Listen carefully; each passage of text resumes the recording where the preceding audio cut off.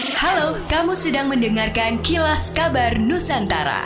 Podcast persembahan KG Radio Network menyajikan berita harian yang mengangkat keunikan dari berbagai wilayah Indonesia. Kilas Kabar Nusantara dapat juga didukung oleh pengiklan loh.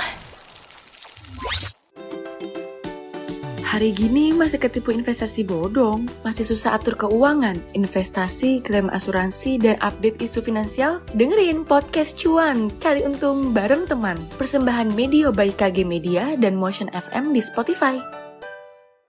Pencairan atau pengambilan bantuan langsung tunai atau BLT bahan bakar minyak BBM 2022 di kantor pos telah dimulai. BLT BBM dicairkan di kantor pos Palembang mulai Rabu 8 September 2022 dengan target 224.000 penerima manfaat.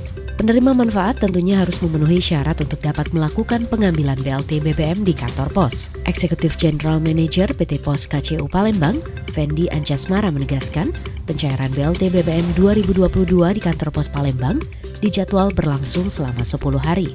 Fendi menjelaskan, sejumlah teknis pencairan BLT BBM 2022 bagi penerima manfaat lansia dan jompo, kantor pos sudah lebih dulu menyalurkan bantuan dengan mendatangi langsung rumah penerima manfaat. Selain itu, pencairan BLT BBM bisa diwakilkan pada anggota keluarga yang namanya tertera dalam kartu keluarga penerima manfaat.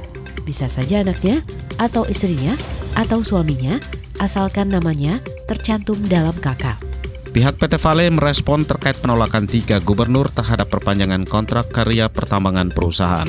Melalui keterangan tertulis, pihak perusahaan menanggapi penolakan ini dengan membeberkan sejumlah kontribusinya. Head of Communications PT Vale Indonesia Tbk Bayu Aji menyebut sederet kontribusi perusahaan antara lain peringkat proper hijau mengoperasikan PLTA sebagai sumber energi utama sehingga memiliki intensitas karbon terendah. Pihaknya juga mengklaim selalu menjaga lahan terbuka tetap minimal setelah kegiatan penambangan melalui rehabilitasi lahan. Selain itu, kontribusi PT Vale untuk kas negara melalui pembayaran pajak dan non-pajak sebesar 1,2 miliar dolar Amerika Serikat. Sebelumnya, Gubernur Sulawesi Selatan Andi Sudirman Sulaiman menilai keberadaan PT Vale dinilai masih minim memberikan kontribusi, baik dari segi lingkungan hidup hingga pendapatan daerah. Karenanya ia meminta lahan PT Vale sebaiknya dikelola BUMD Pemda.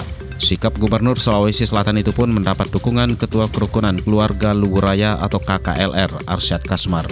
Menurut Arsyad, rencana diambil alihnya lokasi tambang PT Vale Tbk oleh Pemprov akan meningkatkan kesejahteraan masyarakat Sulawesi Selatan khususnya Luhuraya. Tidak hanya mendongkrak PAD, keterlibatan tenaga kerja lokal juga akan lebih optimal. Kenaikan tarif ojek online ojol tidak serta-merta membuat pelanggannya beralih ke jenis transportasi lain. Sebagian pelanggan di Pontianak mengaku tidak punya alternatif transportasi yang praktis dan murah selain ojol. Kementerian Perhubungan Kemenhub resmi melakukan penyesuaian tarif ojol mulai Sabtu 10 September. Kalbar yang masuk zona 3, kenaikan tarifnya 9,5% untuk batas bawah dan 5,7% untuk batas atas. Sedangkan biaya jasa minimal disesuaikan berdasarkan jarak 4 km pertama yaitu Rp9.200 hingga Rp11.000. Satu di antara pelanggan ojol di Pontianak, Jeb, menilai wajar kenaikan tarif tersebut setelah adanya kenaikan harga bahan bakar minyak atau BBM. Kendati demikian, ia mengaku kenaikan tarif tersebut memberatkan masyarakat termasuk dirinya yang sudah terbiasa menggunakan jasa ojol dalam keseharian. Demikianlah Kilas Kabar Nusantara pagi ini.